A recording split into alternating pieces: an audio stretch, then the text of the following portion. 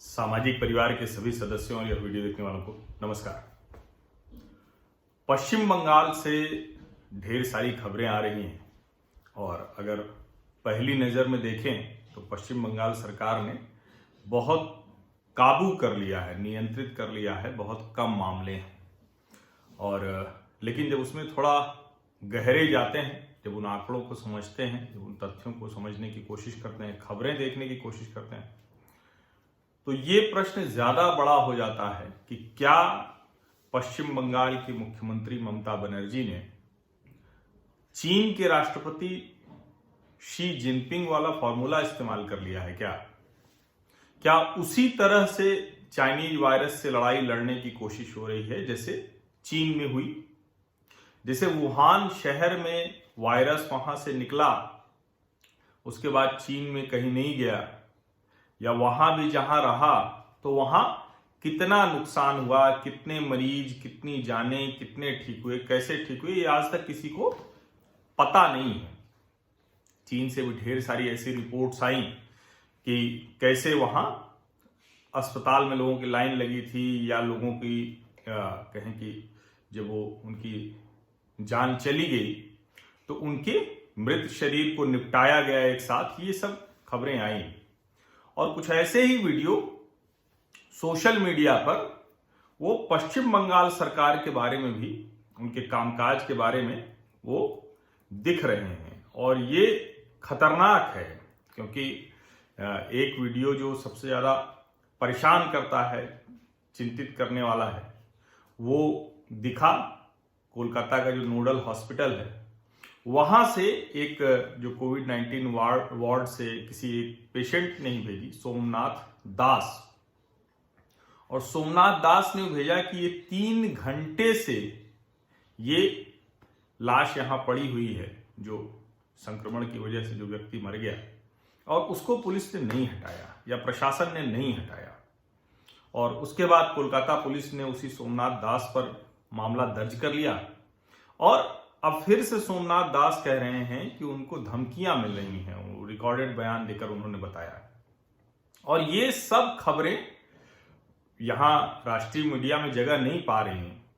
चलो ठीक है, समझ में आता है कि यहां दिल्ली में अरविंद केजरीवाल का प्रभाव हो कि उस तरह की खबरें ना आए, लेकिन फिर भी खबरें तो आ जाती हैं। पश्चिम बंगाल की खबरें ना आए, ये बड़ा चौंकाने वाला है। संडे गार्डियन लाइव में इस पे बड़ी विस्तृत रिपोर्ट है। इंडिया टुडे में इससे जुड़ी एक बहुत जिस डॉक्टर को दिया गया है काम, ममता बनर्जी ने जिस डॉक्टर को ये दिया है, उन डॉक्टर की कहानी और अलग है। वो दागदार डॉक्टर हैं। सर्वोच्च न्यायालय ने उन्हें कहा था कि वो डॉक्टरी के पेशे के लायक नहीं है। और इस तरह से पश्चिम बंगाल में चाइनीज वायरस से लड़ाई लड़ी जा रही है। कई जगह ये खबरें आ रही हैं, कई जगह लोगों ने कहा है कि पुलिस और पैरामेडिकल स्टाफ की टीम वो चुपचाप रात में जो है वो जो इससे मरते हैं लोग, उनको ठिकाने लगाती है, उनको दफना दे रही है चुपचाप संक्रमण से मरने वालों को। और कोलकाता के पास के हाईवे से ये खबरें लगातार आ रही हैं। अब तृणमूल सरकार जाहिर है इसका खंडन कर रही है और कह रही है कि बंगाल में मामले बहुत कम हैं। लेकिन इस सब के बीच एक खबर जो है वो संदेह पैदा कर रही है। जो वहां के स्थानीय क्लब हैं उनको पश्चिम बंगाल सरकार 1-1 लाख रुपए दे रही है। आलोचक ये आरोप लगा रहे हैं कि दरअसल ये इसीलिए दिया जा रहा है कि जिससे स्थानीय लोगों का समर्थन हासिल किया जा सके। और ये वही इलाके हैं संयोगवश जहां बहुत ज्यादा वायरस का संक्रमण है, जहां बहुत ज्यादा मरीज हैं। और एक और चिंताजनक खबर है तो पश्चिम बंगाल में जो राशन है, जो केंद्रीय मदद के तहत भेजा गया है, उस राशन को तृणमूल कांग्रेस के नेता अपने घरों से बांट रहे हैं। यानी वो तृणमूल के राशन जैसा बांटा जा रहा है। और चूंकि घरों से बांट रहे हैं, कोई योजना नहीं है, तो कई जगह फूड राइट्स जैसी स्थिति है, मतलब खाने के लिए दंगे जैसी स्थिति है। और संडे गार्डियन लाइव इस पे लिखता है कि तृणमूल कांग्रेस ने देशबंदी के दौरान क्लबों को दी जाने वाली आर्थिक मदद पर कोई जवाब नहीं दिया है, वो भी ऐसे हालात में जब फूड राइट्स जैसी स्थिति हो रही है। ये संडे गार्डियन लाइव में है, शांतनु गुहा राय की रिपोर्ट है 2 मई की। और उसमें लिखते हैं कि लाशों को चुपचाप ठिकाने लगाने के अलावा एक और गंभीर बात हो रही, ज्यादा गंभीर है। वैसे ही बंगाल बहुत कम टेस्ट कर रहा है, और ये जो रिपोर्ट कह रही है, ये जो रिपोर्ट्स आ रही हैं कि बंगाल में थर्मल स्क्रीनिंग को ही टेस्टिंग बता दिया जा रहा है, यानी जो आंकड़े हैं वो भी बहुत कम है। और अभी जब केंद्रीय टीम गई थी ICMR की, तो उसके बाद फिर बड़ी तेजी में वहां मामले बढ़ गए। तो आखिर क्या हुआ, क्यों बढ़ गए? क्योंकि उनसे कहा गया कि आप इसका एक रिकॉर्ड बना के दीजिए। हालांकि ममता बनर्जी ने उस पर भी बहुत बवाल किया, और ममता बनर्जी ने बीच में कह ही दिया था कि हम उनको अस्पतालों में नहीं रखेंगे। वो बयान था कि लैक्स एंड लैक्स, यानी लाखों इस तरह के लोग। तो क्या पश्चिम बंगाल में इतने मरीज हैं?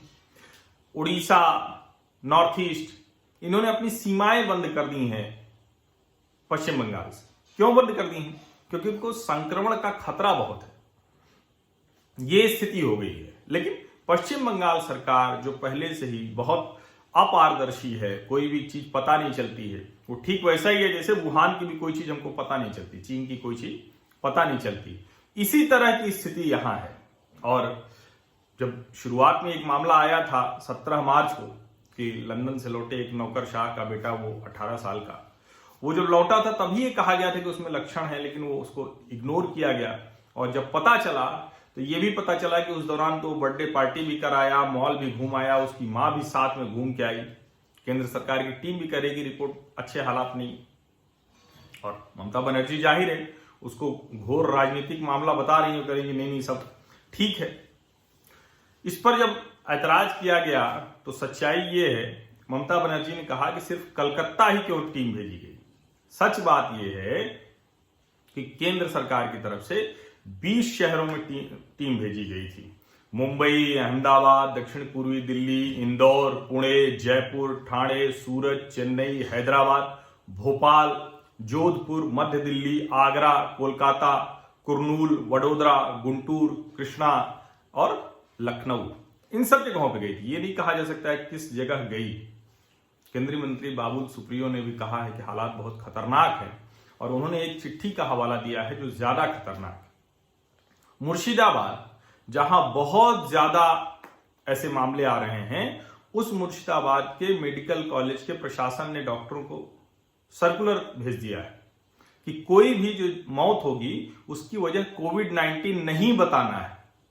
अब आप सोचिए, इस तरह से अगर छिपाने की कोशिशें हो रही हैं, वहां पर वायरस का संक्रमण हो जाएगा, इसलिए मोबाइल नहीं ले जाना है।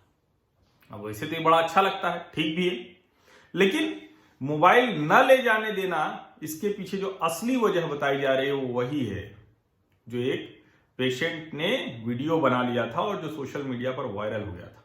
वहां डॉक्टर्स, वहां के स्टाफ, वो लोग अलग अलग नामों से सोशल मीडिया पर चीजें डाल रहे हैं, क्योंकि उन्हें डर है कि पुलिस की कार्रवाई हो जाएगी। और मुझे लगता है कि ये कहीं नहीं है। जैसे महाराष्ट्र और गुजरात में सबसे ज्यादा मामले हैं, दिल्ली में बहुत मामले हैं, लेकिन कम से कम इस तरह की स्थिति कहीं नहीं है जो स्थिति पश्चिम बंगाल सरकार ने कर रखी है। और ये बड़ा खतरनाक है कि अगर वीडियो बनाने का डर है तो उसकी वजह से इसको प्रतिबंधित कर दिया गया। और टिकिया पारा में जो बवाल हुआ था, तो आपको ध्यान में होगा, उसके बाद पुलिस लगानी पड़ी, रैपिड एक्शन फोर्स लगानी पड़ी। अभी वहां टिकिया पारा में बाकायदा जुलूस निकला, शांति मार्च निकला, और वो शांति मार्च पुलिस चल रही है, ढेर सारे मुस्लिम लीडर चल रहे हैं, वो मुस्लिम बहुल बस्ती है। क्या बंगाल में प्रशासन के काम करने का तरीका ही एकदम अलग हो गया है? क्या वो भयानक दबाव में चल रही है? क्या उसके लिए तुष्टीकरण इतना बड़ा मसला है कि इस महामारी के दौर में भी वो उसी तरह से व्यवहार कर रही है? ये सारे सवाल निकल कर आ रहे हैं। और अभी जो द हिंदू में 3 मई की रिपोर्ट है, वो रिपोर्ट पिछले 48 घंटे में 15 जाने की बात है। 1 तारीख को 7, 2 तारीख को 8, और 105 जाने तब तक गई थी, इसको 15 मिला लें तो 120 हो जाती है। लेकिन कमाल देखिए, उसमें भी राज्य सरकार कहती है कि 33 जाने कोविड से गई और 72 उसकी वजह से जो दूसरी बीमारियां थी उनका इन्फेक्शन बढ़ गया। लेकिन अब बंगाल में कुल मौतें 120 हो गई। और जो एक और खतरनाक बात है, इंडिया टुडे की रिपोर्ट पढ़ते हुए चौंकाने वाली बात पता चली जो ज्यादा खतरनाक है। इस पूरी लड़ाई को, चाइनीज वायरस से बंगाल जो पूरी लड़ाई लड़ रहा है, उसमें सबसे महत्वपूर्ण कौन है? एक डॉक्टर हैं, वयोवृद्ध डॉक्टर हैं। उन डॉक्टर का नाम है डॉक्टर सुकुमार मुखर्जी। इनके ऊपर गंभीर आरोप सिद्ध हुए, यानी आरोप लगे नहीं, साबित हुए, और सर्वोच्च न्यायालय से मेडिकल लापरवाही के आरोप में सजा सुनाई गई थी। मेडिकल नेग्लिजेंस का आरोप किसी डॉक्टर पर लगे और सिद्ध हो जाए तो इससे ज्यादा खतरनाक कुछ नहीं होता। इन्हें शर्मनाक बताया था, काला धब्बा बताया था मेडिकल प्रोफेशन पर। और कमाल देखिए कि जो आदमी खुद डॉक्टरी नहीं कर सकता है, मेडिकल काउंसिल ऑफ इंडिया ने जिसका लाइसेंस रद्द कर दिया हो, उसको 2017 में West Bengal clinical establishment regulatory commission, इसका मतलब आप समझते हैं ना कि आपको डॉक्टरी करनी है तो उसके लिए इसी आयोग से परमिशन लेनी, मंजूरी, उसके सदस्य के तौर पर ममता बनर्जी ने डॉक्टर सुकुमार मुखर्जी को बैठा दिया। अभी जो कोविड-19 की बड़ी टीम बनी है, जिसको global advisory board for COVID response policy in West Bengal कह रहे हैं, अलग अलग क्षेत्रों सबको, उसमें नोबेल पुरस्कार विजेता अभिजीत बनर्जी भी, और उसी में ये डॉक्टर सुकुमार मुखर्जी भी। अब आप अनुमान लगाइए कि कितनी गंभीरता है पश्चिम बंगाल की इसमें लड़ने की। और जिस तरह की खबरें आ रही हैं कि जान लोगों की जा रही है तो उसको चुपचाप ठिकाने लगा दिया जा रहा है, थर्मल स्क्रीनिंग करके उसे टेस्टिंग बता दिया जा रहा है। मुर्शिदाबाद मेडिकल कॉलेज प्रशासन कह देता है कि आप कोई भी कोविड की वजह से मौत नहीं लिखेंगे। अस्पताल में मोबाइल इसलिए मना कर दिया जाता है कि कोई वीडियो न बना दे। डॉक्टर्स को अलग अलग नाम से शिकायत करनी पड़ रही है। जो सुकुमार मुखर्जी टेंटेड डॉक्टर है, दोषी डॉक्टर है, उसके नेतृत्व में सारी लड़ाई लड़ी जा रही है। जो आंकड़ा मौत का आता है उसमें भी हेराफेरी कर रहे हैं कि कोविड से हुआ, ये दूसरे संक्रमण की वजह से कोई बीमारी बढ़ गई उसकी वजह से हुआ। कुल मिलाकर पश्चिम बंगाल उस रास्ते पर है जिसको कहते हैं कि एक राज्य पूरी तरह से अपनी सूचनाएं छिपा रहा है। ये हमने दूसरे मौकों पर भी देखा था। बहुत से ऐसे हालात हमने देखे कि वहां बंगाल में जो पंचायत चुनाव होते हैं, दूसरे चुनाव होते हैं, उसमें जिस तरह की हिंसा हमने देखी। पूरे देश में लोकसभा चुनाव में कहीं हिंसा नहीं हुई, लेकिन बंगाल में कोई चरण बचा हो जब हिंसा न हुई हो। क्या हो रहा है पश्चिम बंगाल में? लोकतंत्र के लिए, लोगों के लिए बेहद चिंता की बात है।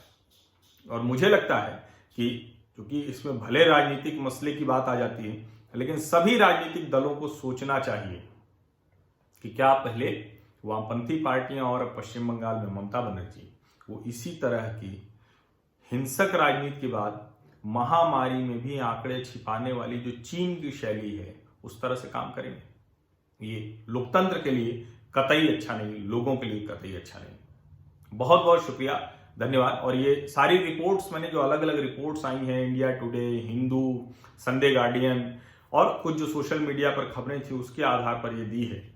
आपके पास कोई प्रमाणित जानकारी हो, खुद आप जानते हो, व्हाट्सएप मत फॉरवर्ड कीजिएगा, तो मुझे जरूर बताइए। मैं इस पर आगे अपडेट करूंगा। मेरी खुद की भी नजर है, लेकिन मैं इस पर आगे अपडेट करूंगा। और आप में से बहुत लोग बंगाल के हालात के बारे में पूछ रहे थे, मैंने टुकड़ों टुकड़ों में कभी कभी बात की, लेकिन ये इसीलिए मैंने कहा कि एक पूरी चर्चा बंगाल के अभी तक के हालात पर करना चाहिए। बहुत बहुत धन्यवाद आप सभी लोगों का, और आप लोग स्वस्थ रहें, दिन आपका अच्छा हो, बेहतर हो। आज से कई जगह छूट मिल गई है, उस छूट का गलत इस्तेमाल मत कीजिएगा, ठीक से रहिएगा, बेवजह घर से बाहर मत निकलिएगा। और इस तरह की चर्चा में जुड़ना चाहते हैं, मेरे सामाजिक परिवार का हिस्सा बनना चाहते हैं, तो सब्सक्राइब कर लीजिए, नोटिफिकेशन वाली घंटी दबा दीजिए, बस आपको इतना ही करना है। और सब्सक्राइब करने की कोई फीस नहीं है मैंडेटरी। बहुत से लोग जो अपनी इच्छा से चाहते हैं वो मुझे आर्थिक मदद करते हैं, उसके लिए डिस्क्रिप्शन में तरीके कुछ हैं। फिर भी आपको लगता है तो आप मुझे व्हाट्सएप करेंगे तो मैं आपको डिटेल दे दूंगा, लेकिन कोई मैंडेटरी नहीं है, सब्सक्रिप्शन फी नहीं है इस यूट्यूब चैनल की। ये मैं बार बार सफाई देता हूं, आप में से कई लोग कहते भी हैं, लेकिन मैं कोशिश करूंगा कि इस यूट्यूब चैनल की subscription fees, joining fees mandatory मुझे कभी नहीं करनी पड़े। वो ऑप्शनल ही रहेगा, आप चाहें तो दे सकते हैं, नहीं चाहें तो भी आप इसमें शामिल हो सकते हैं इस चर्चा में। क्योंकि एक साथी ने कहा कि आप कभी ये मत कीजिएगा, क्योंकि गांव में और कहें कि सुदूर के इलाकों में बहुत से बच्चे इसको देखते हैं, उनके पास ये रकम नहीं होगी कि वो आपके चैनल को पैसे देकर सब्सक्राइब कर सकें। बहुत बहुत धन्यवाद।